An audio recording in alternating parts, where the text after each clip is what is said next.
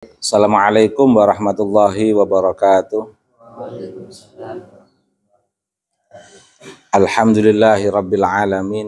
Allahumma salli ala sayyidina wa maulana Muhammadin abdika wa rasulika nabiyil ummi wa ala alihi wa sahbihi wa barik wa sallim tasliman katsira biqadri azumati dzatika fi kulli waqtin wa hinin.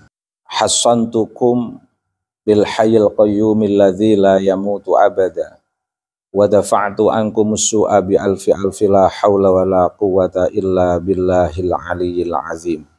Allah wujud, Muhammad lagi wujud, apa maneh sira ingsun yen wujuda ya sira ya ingsun yang asmane Allah la ilaha illallah Muhammadur Rasulullah. Rabishrah li sadri wa yassir li amri wahlul 'uqdatam min lisani yafqahu qawli, amma ba'd. Ahil aziz Kang Kyai Jilani, semua para santri yang alhamdulillah pagi ini kita telah mengadakan khatmil Quran bersama. Dalam kesempatan ini mengiringi berkah khatmil Quran, saya akan membahas tentang fikih peradaban. Kita sebagai santri yang berpegang pada prinsip Ahlus Sunnah wal Jamaah An-Nahdhiyah, termasuk yang menjadi hasanah yang beliau ajarkan itu menjadi hasanah kita, yang sekarang telah menjadi tradisi kita sebagai tradisi kajian At-Turas, yang di dalamnya ada sebuah kajian dengan metode atau pendekatan utawi kiku yang sering kita kenal hasanah At-Turas itu dengan kajian hasanah kitab kuning. Menarik, dan kalian harus paham terkait dengan semangat PBNU untuk membangun fikih peradaban. Pertanyaannya sebelum lebih mendalam terkait dengan tema ini, apa itu fikih peradaban? Fikih peradaban diambil dari dua kata. Yang pertama fikih, yang kedua peradaban. Nah, fikih itu adalah fahmun amik yang sering kita kenal di dalam kajian kitab Waraqat, kitab Jamul Jawami'. Fikih itu bentuk pemahaman yang asal usulnya proses atau upaya para ulama mazhab untuk mendapatkan pemahaman yang mendalam dari teks kewahyuan Al-Quran maupun dari hadis min Nabi Mustafa Muhammad SAW. Jadi fikih itu sebuah istilah yang menjadi produktif, istilah yang menguatkan produktivitas semangat para ulama mazhab untuk mendalami objek kajian. Nah, prinsip normatif fikih itu ya apa yang diajarkan di dalam Al-Quran dan apa yang diajarkan di dalam hadis. Ini asal mula kemunculan fikih.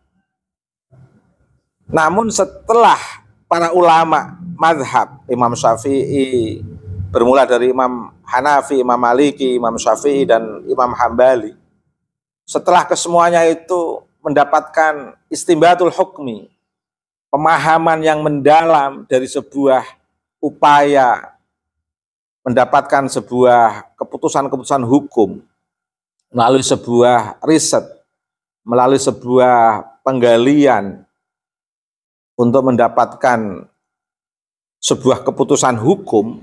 Setelah mereka semua mendapatkan hasil, Maka kemudian masyarakat memahami istilah fikih itu adalah hasil pemahaman ulama mazhab. Sehingga dalam perkembangan berikutnya dikenal fikih Imam Hanafi, berarti hasil pemahaman mendalam Imam Hanafi terkait dengan Quran hadis. Fikih Imam Maliki, hasil pemahaman mendalam Imam Maliki terkait dengan Quran hadis, sehingga ada perbedaan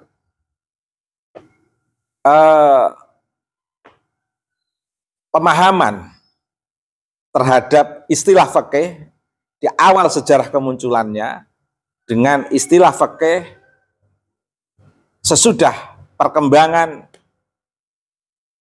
pemikiran imam mazhab. Nah, jika di awal fikih itu sebagai proses upaya untuk mendapatkan pemahaman mendalam terhadap Quran hadis, namun setelah ulama mazhab ini mendapatkan hasil pemahaman yang luar biasa, yang bisa jadi pedoman oleh para pengikutnya, akhirnya fikih ini menjadi sebuah objek kajian ulama-ulama sesudah imam mazhab. Nah, yang tadinya fikih sebagai proses bagaimana mendapatkan pemahaman mendalam terhadap Quran hadis, kemudian fikih menjadi objek kajian itu sendiri karena memang menarik mengkaji hasil kajian ulama mazhab bisa dikembangkan dalam hasanah-hasanah aturas berikutnya yang sampai kepada kita. Sehingga mazhab kita ini dalam konteks fikih 4. Meskipun dalam konteks keseharian kita tetap berpedoman kepada satu mazhab, yaitu Imam Syafi'i. Latar belakang Imam Hanafi itu berbeda dengan latar belakang Imam Maliki, berbeda dengan latar belakang Imam Syafi'i, Imam Hambali.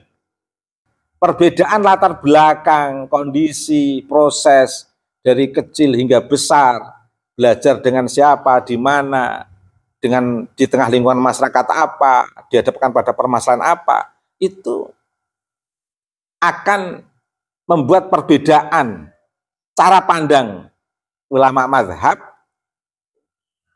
ketika dari hasil latar belakang yang berbeda itu dikaitkan dengan prinsip normatif yang mereka kaji dari Al-Quran maupun hadis. Maka kemudian memunculkan pandangan-pandangan yang berbeda.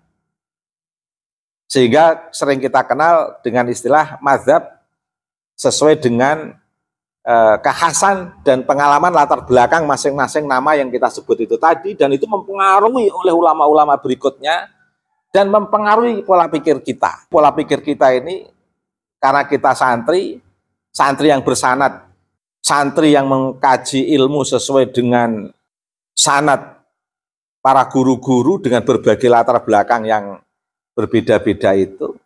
Sampai kepada kita juga begitu.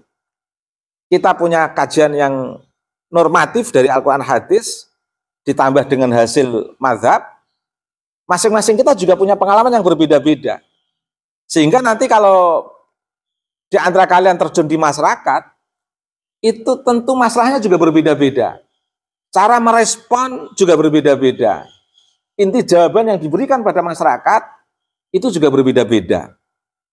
Sesuai dengan konteks masyarakat yang dihadapi. Tapi ingat, jangan mengabaikan prinsip normatif Al-Quran hadis dan apa yang telah menjadi prinsip mazhab kita, yaitu Imam Syafi'i. Meskipun kita akan dihadapkan pada permasalahan yang menuntut kita untuk mengkontekkan teks yang telah kita pelajari di pesantren. Istilah yang kedua adalah istilah peradaban, istilah hadharah atau berkemajuan. Konsekuensi dari sebuah peradaban itu adalah bagaimana cara hidup kita, pola hidup kita itu betul-betul didasarkan pada pola yang rasional, pola yang empiris, atau pola yang ilmiah yang bisa dipertanggungjawabkan. Dan ini sudah dimulai abad pertengahan sebelum kita. Fikih peradaban ini sudah ada di abad pertengahan.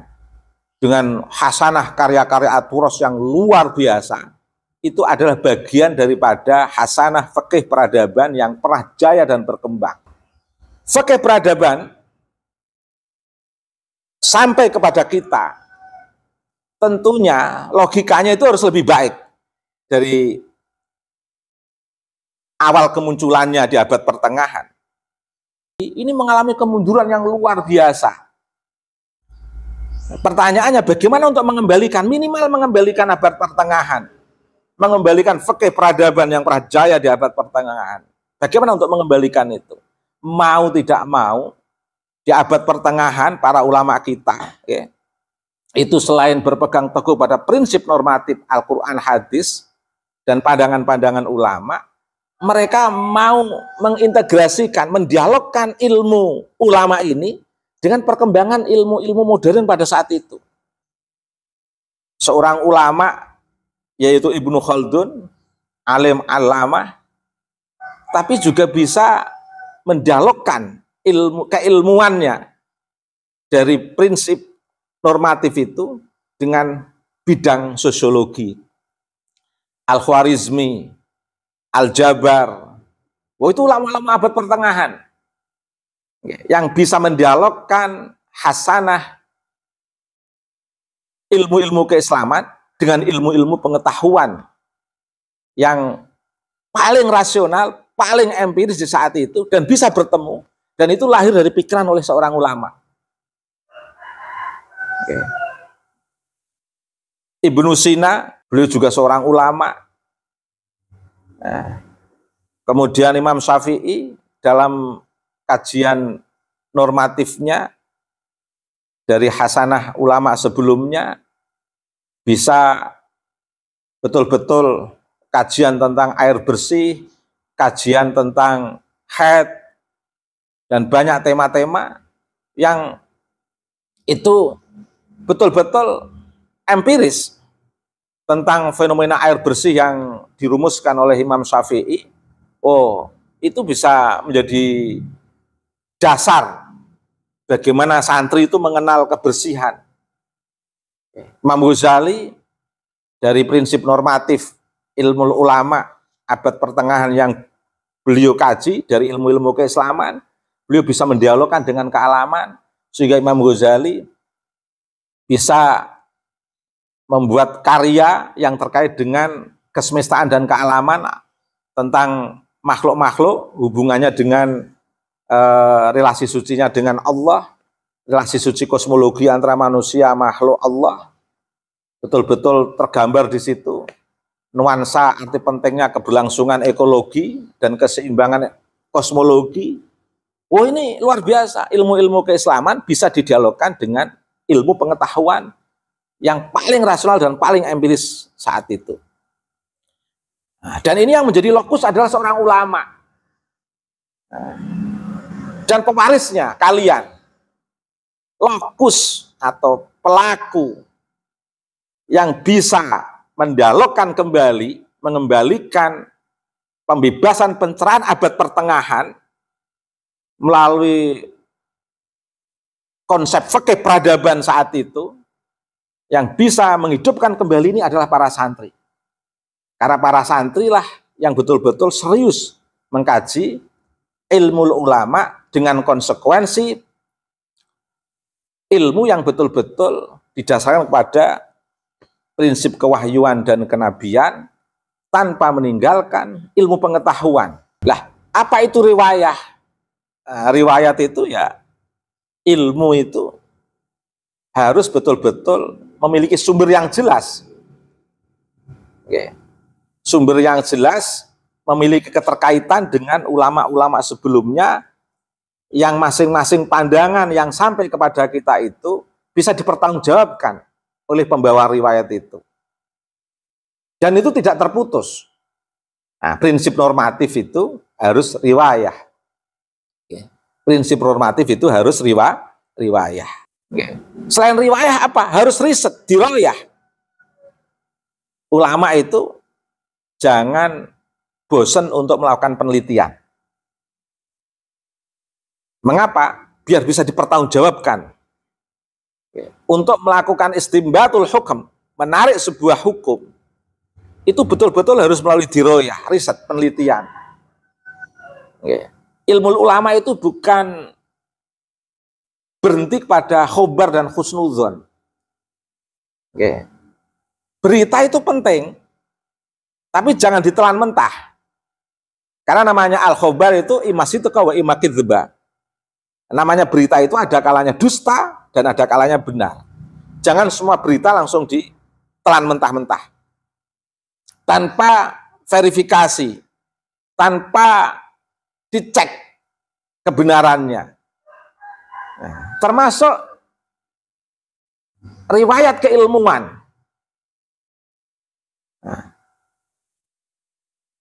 riwayat keberadaan guru-guru itu betul-betul harus orang-orang yang hidup dan ada. Bukan guru-guru yang diimajinasikan, padahal sebenarnya tidak ada wujudnya guru itu. Ini berbahaya.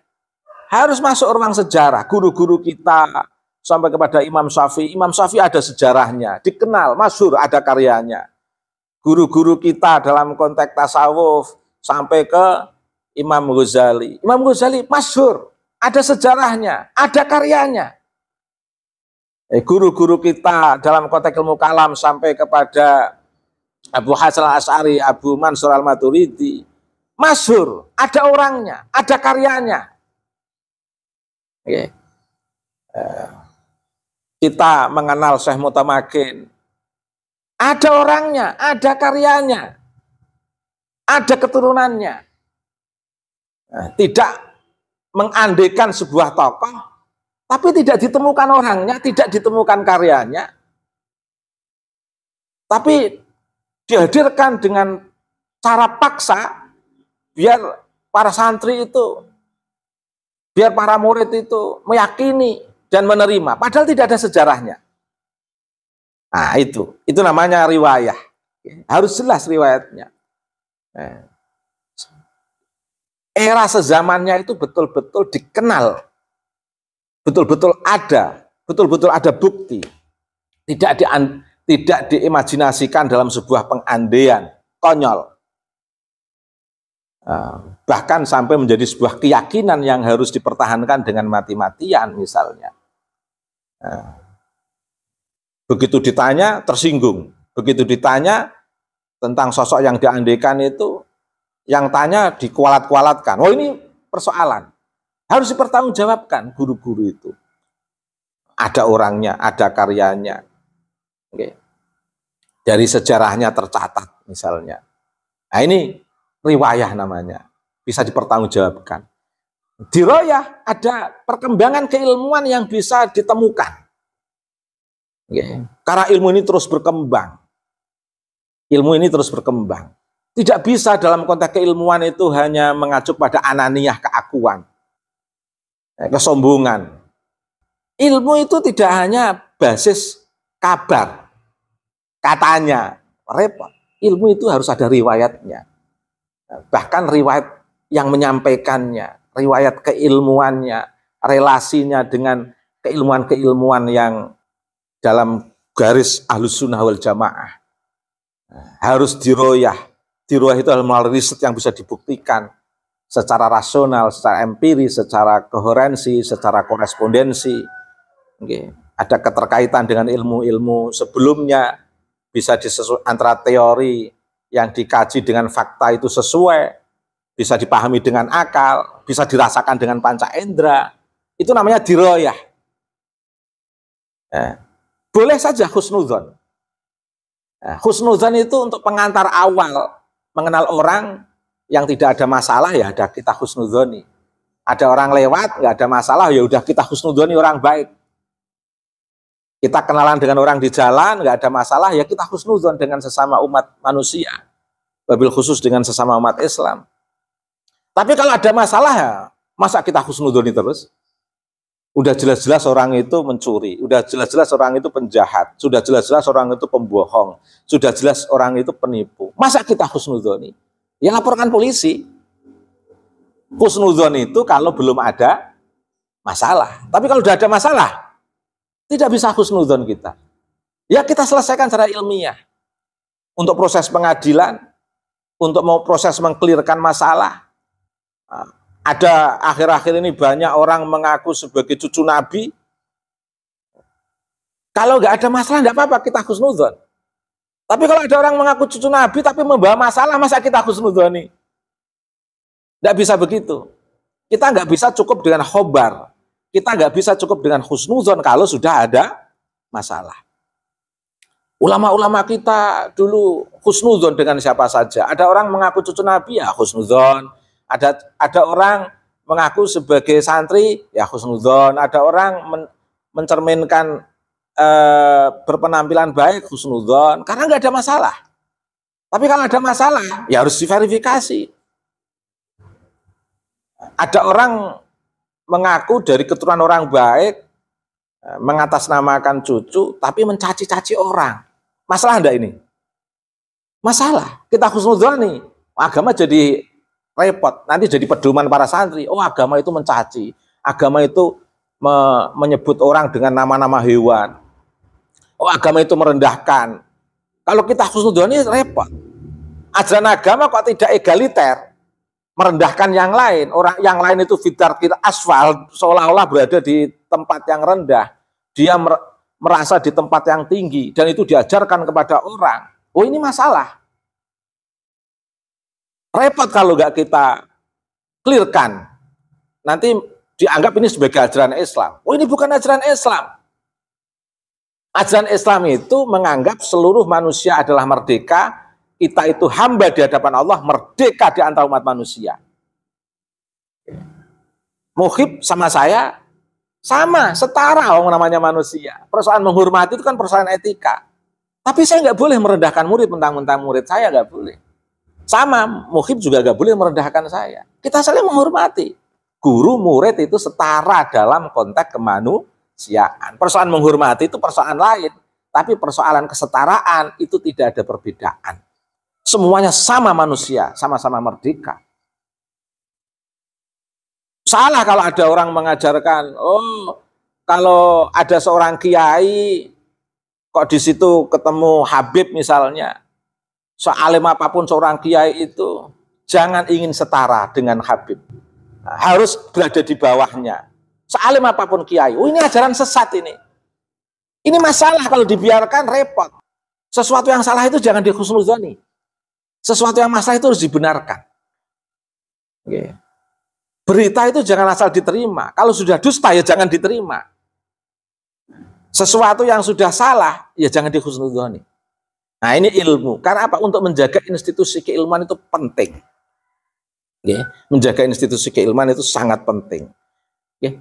Betul-betul ilmu ulama itu harus birriwayah wat diroyah. Melalui riwayat yang jelas, melalui riset yang jelas. Karena apa? Kalian itu perlu riwayat, prinsip normatif itu perlu dari guru. Nah, tetapi kalian tidak bisa mengabaikan latar belakang kesejaraan kalian yang bisa mempengaruhi pola hidup kalian. Dan itu butuh ilmu pengetahuan. Dan itu harus kalian dialogkan dengan prinsip normatif. Pengalaman hidup kalian jangan melepaskan diri dari prinsip normatif berupa kewahyuan dan kenabian. Prinsip normatif kewahyuan dan kenabian betul-betul harus berdialog dengan pengalaman hidup kalian. Dan itu harus kalian pahami secara riwayat dan diroyah. Sehingga betul-betul terpantau. Sehingga antara ajaran yang normatif dan pengalaman ini tidak berjalan liar dalam pikiran orang-orang yang tidak bertanggung jawab. Kalau Quran hadis, pengalaman kesejarahan seseorang ini berjalan liar di tangan orang-orang yang tidak bertanggung jawab, oh itu bisa rusak.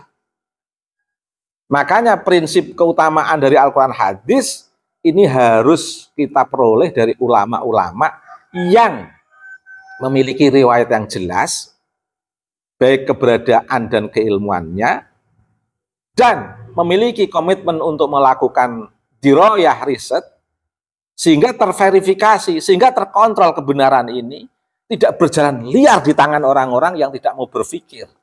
Nah ini konsep dasar fikih peradaban. Fikih peradaban itu memang mau tidak mau harus dikawal oleh seorang ulama.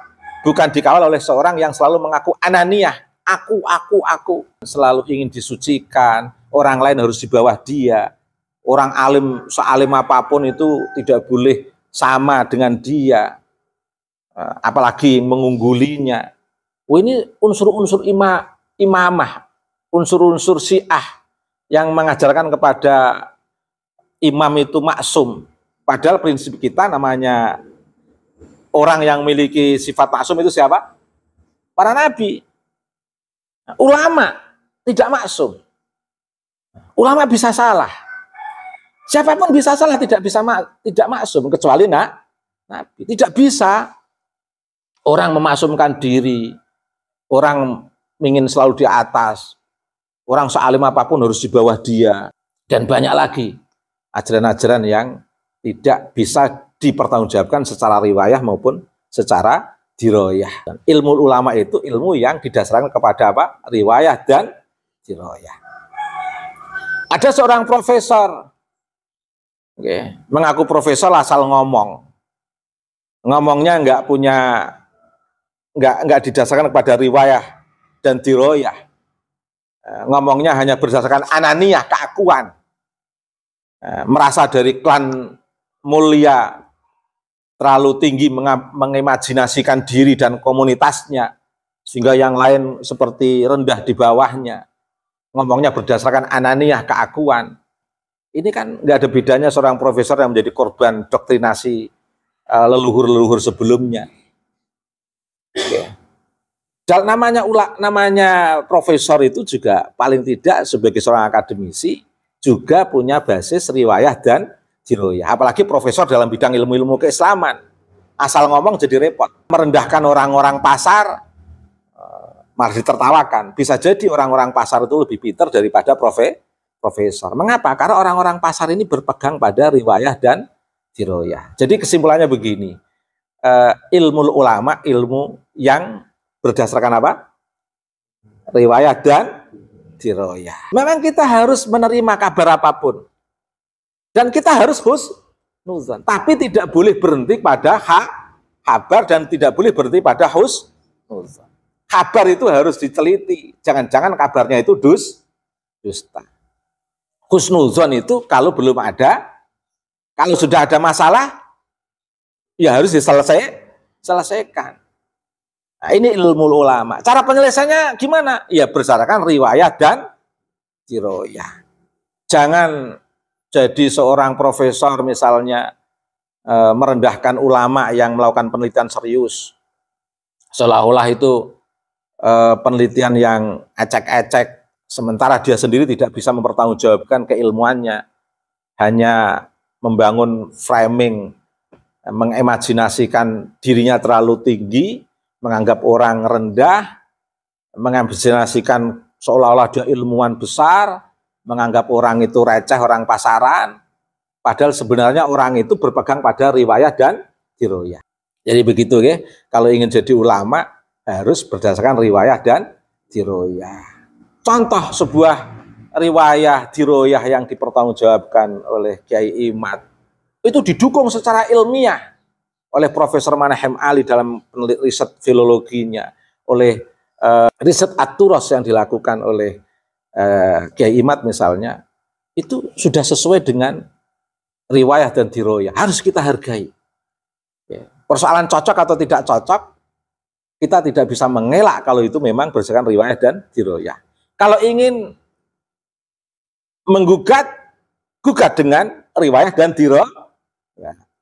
Kajian riwayah dan diroyah yang serius, kalau kita gugat hanya dengan kabar, ya tetap menang yang riwayah dan diroyah. Dan riwayah dan diroyah ini adalah ilmu ulama.